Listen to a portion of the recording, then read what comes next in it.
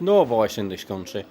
Now it's controlled by money men, and they're not interested in what a working man has to do or has to say. Margaret Thatcher's theory: if you've got 100 jobs and you've got 50 men, then these men have got control. You've got 50 jobs and 100 men, you will control these men because they're fighting for those 50 jobs. And that's Margaret Thatcher's theory. And that's what she stuck to, and that's what she did.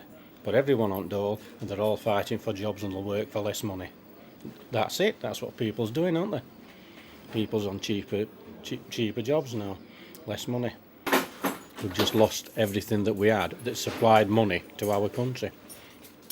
So as far as strike were concerned, our principles tells us that we fought to try and help this country. Not for money. We didn't go on strike for money.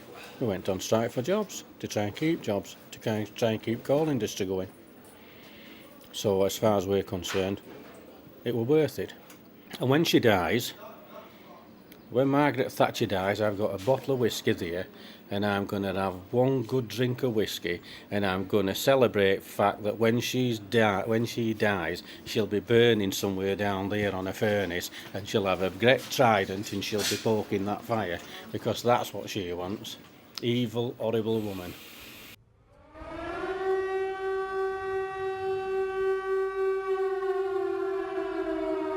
Go on!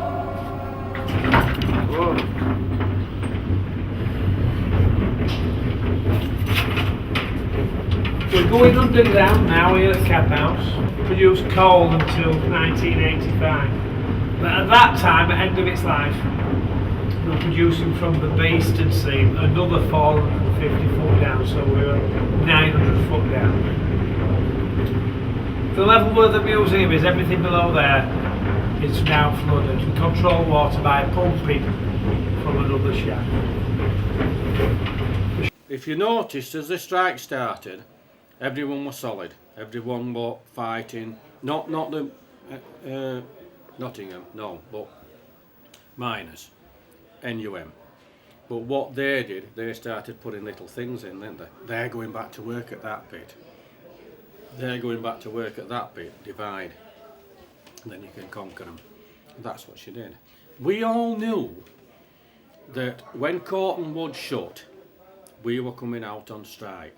But she knew also, she'd planned all this, she knew, close Corton Wood, they'll come out on strike. Make sure you've got plenty of stockpiles, and then they've not got a weapon to use. But what we'd done, see, we'd made our decision. We had our vote in 1981, we made our decision, and we were compelled to stick by that decision. You can't say, we'll do this, and then change your mind. Not we couldn't. Our principles wouldn't let us. As far as our principles were concerned, we were going to fight for these jobs. This is a tunnelling machine, a Dosco Mark IIA road header. Very popular in 70s and 80s and through into 90s. It's old fashioned now. This is sort of machine that were abandoned in great numbers in 80s when a lot of pits shut. Every pit that's shut, there'll be somebody say, yes, we left some of these machines underground. This was put in 1987-88 for museum opening. It was in use at that time, but now 20 odd years later, it's very much old fashioned. You wouldn't see one of these today, you'd see a bigger, better, newer, faster version. As far as strike's concerned, there were three real groups of people. There were NUM members, there were NACOD's officials members, and there were backup management union. So at the time I was in backup management union. I was one of a small team of about 17 or so at our particular pit, and we covered that 24 hours a day, keep doing security and safety checks. That was sanctioned by NUM. We never had a problem. Problems started when people started to return to work, and we got some NACOD's members coming back to work to supervise some NUM members who come back to work at rest at NUM and various picketing, so it turned a bit messy. But ours were a bit a bit of a strange strike. We were out at Selby, it was very quiet, and we watched it on television, things happening in other places. Only later it strike when it got a bit active. So NACOD's officials union, they came to Pittons, signed to say that the tendered and were being picketed out. They got the basic wage. And you on picket line didn't get anything. No, I'm afraid we've lost everything, and this country's lost. How can you have a country? It's like having a shop. If you've got a shop and you're getting your groceries in, and your groceries are coming in from there, round Joe, and that money's coming into a shop, your shop, and that money's going to where you get these groceries from, local, then this country's like that. You have a country and it's got its coal, its steel, its railways, its docks, and then you're selling this. It's keeping that economy going. When you've got to go out there and buy it, then you've got to put that money out there. It's not staying there, it's going out there. It's going to other places, other countries. It's not coming to there where you need it. So where does that make it? It's like taking a plug out of a bath, it's going to keep running out, isn't it? Can't fill it up, it'll keep running. And that's what Thatcher did. She's made this country into a bath that's got its plug taken out, and you'll never keep that water in, it'll just keep running away. She's betrayed a country, and she ought to be done for treason. Yeah, well, I was on strike the full 12 months. Looking back on it now, I don't agree that we should have gone on strike. I think we should have played it a different way, sort of thing. We sort of got led into it, my opinion, quite falsely. Even though I stuck the full strike out, went picketing all the time until we eventually got banned from travelling outside Yorkshire. I couldn't leave. I was put on a curfew, for 12 hours a day curfew. Went picketing all over the country. Like I said to you before, I once got arrested 23 times in a week, charged with nothing, just for being picketing. Arthur Scarley's a fantastic, brilliant bloke, very intelligent and very honest.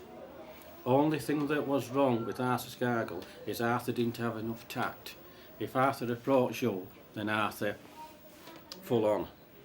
And that is why a lot of people didn't like him. But my opinion is Arthur Scarley was a brilliant bloke, fantastic bloke, and totally honest.